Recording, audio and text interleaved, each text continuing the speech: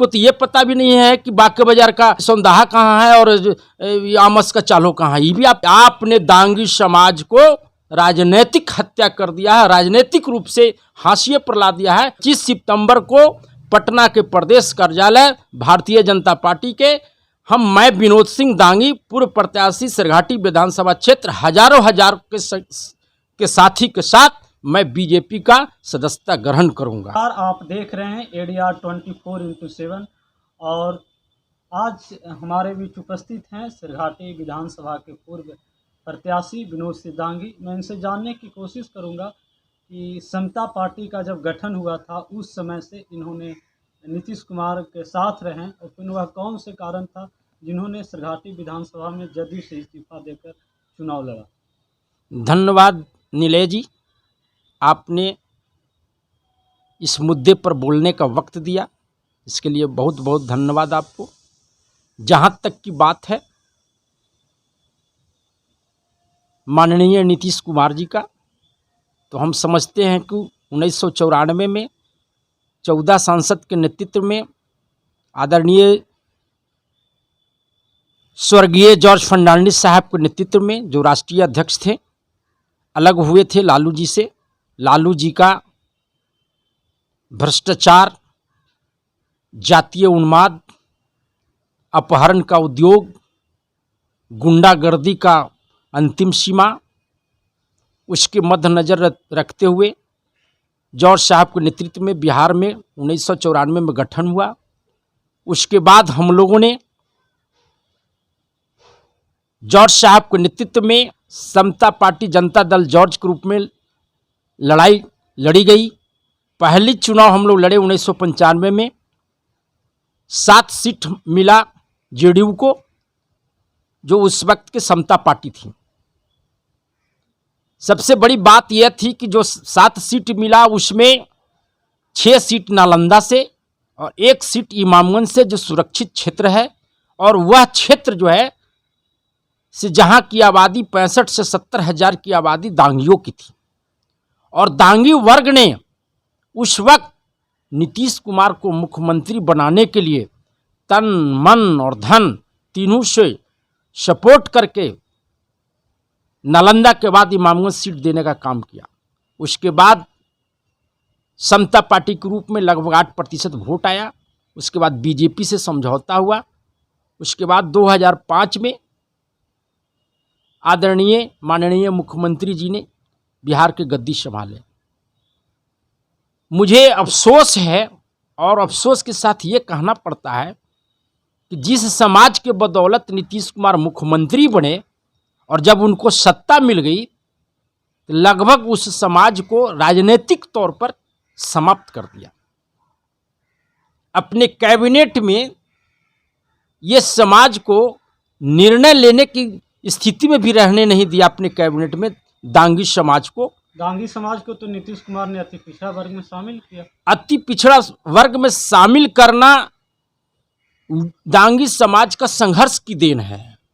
और दांगी समाज ने लिए इसके लिए सड़क से लेकर सदन तक संघर्ष किया और मांग किया कि दांगी समाज शैक्षणिक रूप से भी और आर्थिक रूप से भी और सामाजिक रूप से भी और जहाँ तक कि IAS IPS और BPSC में ये समाज का प्रतिनिधित्व लगभग नगण्य था।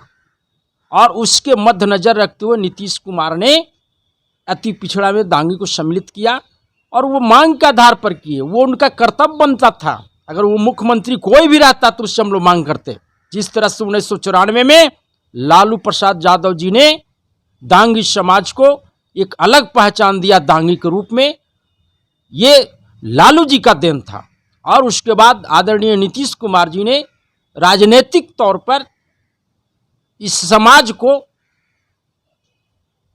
फायदा नहीं पहुंचाया, आर्थिक तौर पर फायदा पहुंचाया, इसमें कोई दो मत नहीं। जदयू के कार्यकर्ताओं का कहना है कि उन्होंने जदयू दांगी समाज के लिए कुमुद वर्मा के रूप में एक MLC को भेजा है सदन में। ये बात अगर आदरणीय मुख्यमंत्री जी बोलते हैं तो हमको बड़ा आश्चर्य लगता है।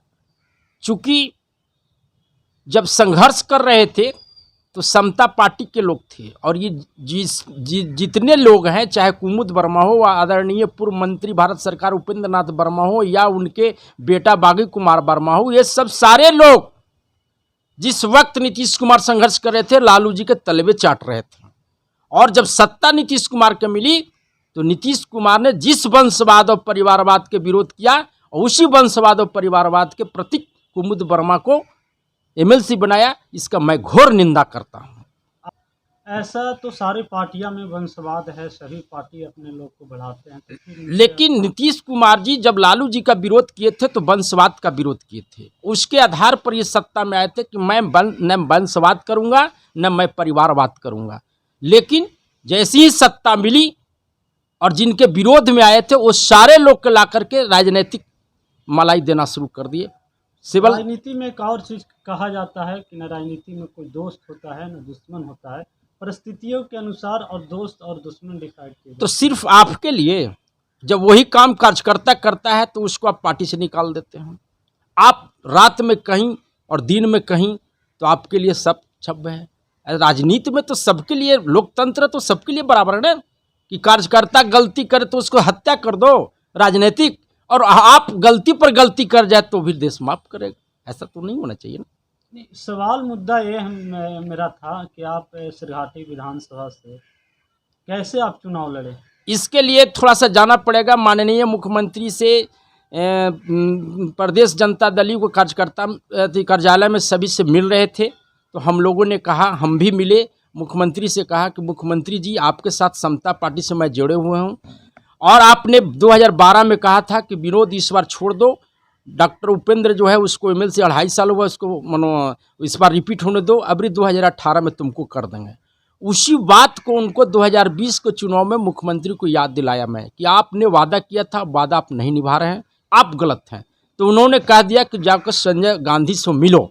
जब संजय गांधी से मैं मिला तो संजय गांधी कहीं कि दोबारा सत्ता मिलेगी तो आप पर विचार किया जाएगा। तो हमने उनको कहा कि माननीय संजय गांधी जी, आप लगातार 3 टर्म से एमएलसी हैं, 18 साल से लगभग 24 साल होने जा रहा है, तो आप तो सत्ता का आपके लिए इंतजार नहीं किया गया। आपको तो ये पता भी नहीं है कि बाके बाजार का अति सौंदाहा कहाँ है और आमस का चालो कहाँ है, ये भी आपको पता नहीं है। आप लगातार 18 साल से एमएलसी बने हुए हैं, तो इसका मतलब ये है कि अगर फिर दोबारा सत्ता आपकी आएगी तब ना हम बनेंगे। आप 18 साल से सत्ता में हैं तो हम लोगों को क्या मिली? ये बात इसी मुद्दे पर हुआ टकराहट, हम छोड़ दिया। और आज नीले जी मैं ये बता रहा हूँ कि 3 साल तक चुनाव लड़ने के बाद 3 साल तक हमने जनता दल को राष्ट्रीय अध्यक्ष से हर मुद्दे पर बात करने का प्रयास किया, माननीय मुख्यमंत्री जी से भी हर मुद्दे पर बात करने का प्रयास किया, लेकिन जिस तरह का इन लोग का व्यवहार हुआ, काफ़ी हमको कठिनाई हुआ, आहत हुए राजनीतिक तौर पर। और जिस व्यक्ति ने पार्टी को डुबाया दांगी कुशवाहा के नाम पर, उसी अभय कुशवाहा को फिर दोबारा जिलाध्यक्ष बना देना, ये लोकतंत्र के लिए हत्या है और पार्टी के लिए भी हत्या है। जब एक दांगी बिहार में जिलाध्यक्ष था तो नीतीश कुमार जी को बर्दाश्त नहीं हुआ, संगठन में पूरे प्रदेश में एकमात्र दांगी था, वो भी नीतीश कुमार को बर्दाश्त नहीं हुआ, उसको भी हटा करके कुशवाहा वर्ग को। आप तो बात कर रहे हैं द्वारका प्रसाद जी का, इनका तो मनोनयन किया गया, प्रदेश में पद दिया गया द्वारका प्रसाद। तो आपको बता देते हैं नीले जी, जितना भी जनता दल को आज तक संगठन का जिला का अध्यक्ष चुनाव हुआ है 1995 से, कोई चुनावी प्रक्रिया से नहीं गुजरा है, सब नॉमिनेट हुए हैं जिला अध्यक्ष के रूप में 1995 से मैं रिकॉर्ड जानता हूँ। तो आप बहुत बड़ा सवाल खड़ा कर रहे हैं। जैसे आप पता लगा लीजिए कि हम लोग पिछले 2010 में 2-4 गो चुनाव करके यहाँ से भेजे, सब कैंसिल कर दिया गया। बिहार में जो ऊपर से आदेश आता है वही जिला अध्यक्ष होते हैं। हाँ, प्रखंड स्तर तक कुछ होता है, लेकिन जिला स्तर में मनोनयन होता है, ये पुराना रिकॉर्ड है। और दूसरी चीज, जब मैंने कहा कि आपने दांगी समाज को राजनीतिक हत्या कर दिया है, राजनीतिक रूप से हाशिए पर ला दिया है, उसके बाद यह समाज निर्णय लिया कि हम जो है अपना हकूम, अपने राजनीतिक वजूद बचाने के लिए नीतीश कुमार से लड़ेंगे, और लड़ करके हम चाहेंगे कि अगर जो व्यक्ति, जो पार्टी दांगी समाज को प्रतिनिधित्व देगा राजनीतिक तौर पर, उसके साथ ये समाज होगा। इसी के मद्देनजर रखते हुए अभी हमारे राष्ट्रीय अध्यक्ष और प्रदेश अध्यक्ष से बात हुई है और हम लोगों ने निर्णय लिया है कि 25 सितंबर को पटना के प्रदेश कार्यालय भारतीय जनता पार्टी के मैं विनोद सिंह दांगी, पूर्व प्रत्याशी सरघाटी विधानसभा क्षेत्र, हजार के साथी के साथ मैं बीजेपी का सदस्यता ग्रहण करूंगा। जय हिंद, जय भारत।